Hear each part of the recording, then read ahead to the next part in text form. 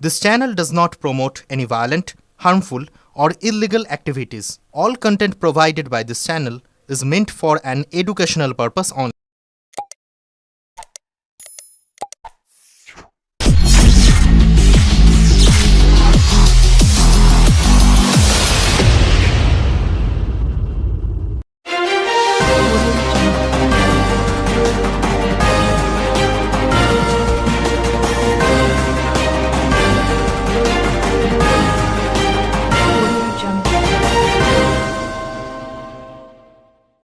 সমবায় গঠনের পর প্রথম নির্বাচন, বাম বিজেপিকে উড়িয়ে বড় জয় তৃণমূলের।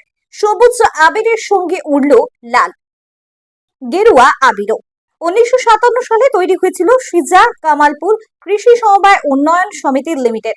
সিজা কামালপুর অঞ্চলের কৃষকদের সুবিধার জন্য 68 বছর আগে তৈরি হয়েছিল সিজা কামালপুর কৃষি সমবায় উন্নয়ন সমিতি লিমিটেড। আজ এই সমবায় সদস্যদের বোর্ড গঠনের নির্বাচন হয়। সকাল থেকেই টানটান উত্তেজনার মধ্যে শুরু হয় ভোট গ্রহণ। মোট 45টি আসনের মধ্যে 45টিতেই প্রার্থী দেয় তৃণমূল কংগ্রেস সমর্থিতরা। সিপিআইএম প্রার্থী দিয়েছিল 28টি আসনে, বিজেপি প্রার্থী দিয়েছিল 39টি আসনে। কড়া পুলিশি নিরাপত্তায় সকাল থেকে দুপুর 3টে পর্যন্ত ভোট হয়। তারপর হয় গণনা। ফল ঘোষণা হতেই জয়ের আনন্দে মেতে ওঠে তৃণমূল কর্মীরা।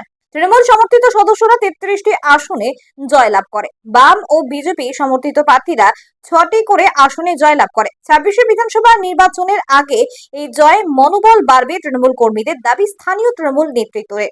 শ্রীরামপুর হুগলি সাংগঠনিক জেলা তৃণমূলের সাধারণ সম্পাদক শ্যামাপ্রসাদ রায় ব্যানার্জি তিনি জানান, সারা বঙ্গের মানুষ প্রস্তুত হয়ে আছে মমতা বন্দ্যোপাধ্যায়কে চতুর্থবারের জন্য মুখ্যমন্ত্রী করার জন্য। টিভিতে বসে আর নির্বাচনের দিন বেরিয়ে কিছু করতে পারবে না বিরোধীরা। তৃণমূল কংগ্রেস সারা বছর মানুষের সঙ্গে রয়েছে। বিজেপির অভিযোগ, তৃণমূল সিপিআইএম আতাত করে নির্বাচন লড়েছে, না হলে বিজেপির ফল আরো ভালো হতো। বামেদের দাবি, বলাগড়ে সিজা কামালপুরের মানুষ চেয়েছিলেন নির্বাচনটা হোক, কারা হেয়ার হোল্ডার সেটা জানুক।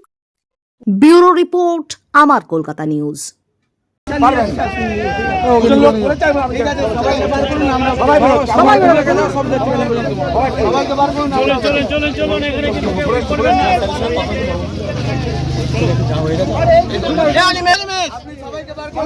তুমি আগে যাও না,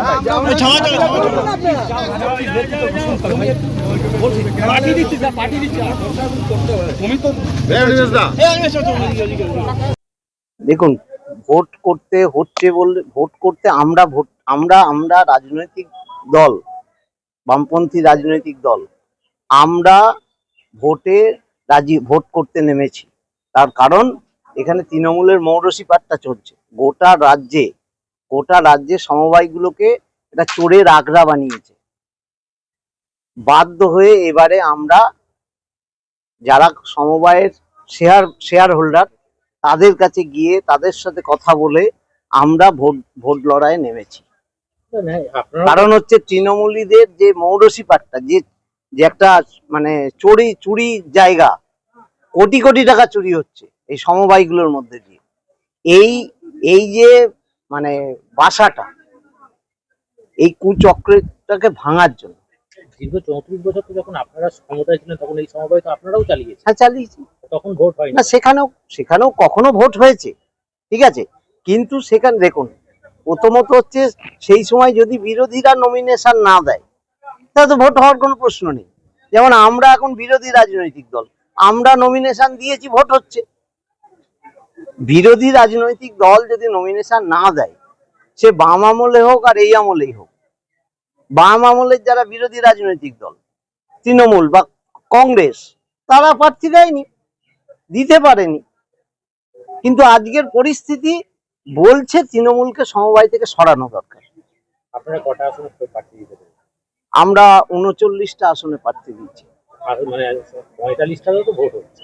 45 না, আমরা 45টার মধ্যে 28টা আসনে প্রার্থী দিয়েছি। সবগুলো তো দিতে পারলেন না। দিতে পারিনি, রিজার্ভেশনের কিছু বিষয় আছে। আর দ্বিতীয়ত হচ্ছে, আমরা যখন সমবায় লড়াইয়ে নামলাম, নির্বাচনী লড়াই, সেখানে দেখলাম বহু ভোটার, মানে বহু সমবায়ী, তারা এখানে লোন নিয়ে, জানেন তো গোটা রাজ্যে কৃষির কি দুরবস্থা, কৃষকের কি দুরবস্থা, সেই কৃষকের দুরবস্থার করে তারা সেই দেনা শোধ করতে পারছে না। দেনা না শোধ করার ফলে তারা ক্যান্ডিডেট হতে পারছে না। এটা হচ্ছে বিষয়। আপনারা কি ভাবছেন যে ইলেকশনের মাধ্যমে ভোট গঠনটা হলে সুষ্ঠুভাবে সমবায় চলবে? হ্যাঁ, অবশ্যই অবশ্যই। এবং যদি আমরা শেষ পর্যন্ত তৃণমূলের সন্ত্রাসকে প্রতিরোধ করতে পারি, কাউন্টিং পর্যন্ত, গণনা শেষ না হওয়া পর্যন্ত, তাহলে আমাদের ফল ভালো হবে। কি মনে হচ্ছে ভোট কি সঠিকভাবে চলছে? এখনো পর্যন্ত মোটামুটি ঠিকঠাক চলছে। তৃণমূল কোথাও কোথাও কোনো সেক্টরে একটু গাজোয়ারি করছে, কিন্তু সেটা নির্বাচনে সেটাও আমরা ধর্তব্যের মধ্যে আনছি না। কিন্তু আমরা যদি শেষ লড়াই দিতে পারি গণনা শেষ না হওয়া পর্যন্ত।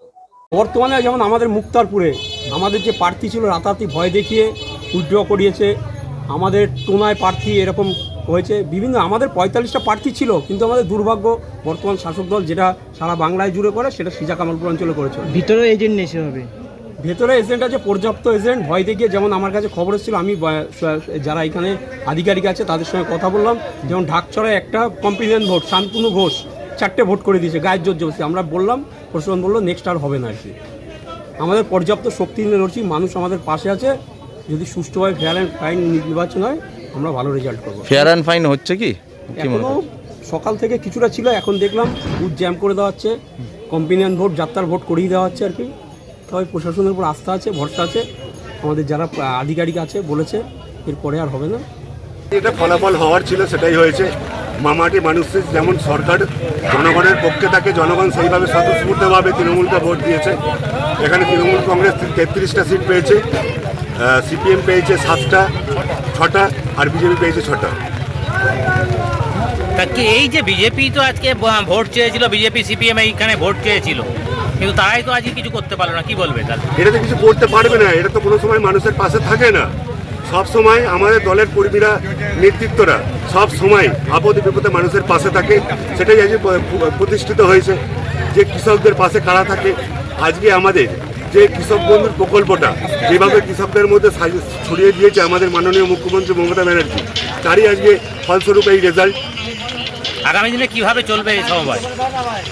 সমবায় যেভাবে কৃষকদের পাশে বিগত দিনেও ছিল, আগামী দিনেও সেইভাবে থাকবে, যাতে কৃষকরা লোন পায় এবং ফসলের ক্ষয়ক্ষতি হলে তার যাতে মানে ইন্স্যুরেন্সগুলো যাতে সঠিকভাবে পায়, সেগুলোই হবে। দাদা, এই বিধানসভা নির্বাচনের ঠিক আগে এইরকম সমবায় ভোটে তৃণমূলের জয়, এটা কি আরো উৎসাহ বাড়লো? এটা তো আমাদের তৃণমূল কংগ্রেস কর্মীদের মধ্যে, আমাদের লিডার যারা আছে, আমাদের শ্যামাদা আছে, এটা তো সবাই বলছে, এটা তো বাস্তব কথা। এটা তো আমাদের বলাগড়ের যে আর আমাদের কি রেজাল্ট হবে তার এটা হচ্ছে অ্যাসিড টেস্ট হয়ে গেল। আজকে বলাগড়ের বিধানসভা নির্বাচনে আমরা যে ব্যাপক ভোটে জয়লাভ করব, এটা তো শুধু সময়ের অপেক্ষা।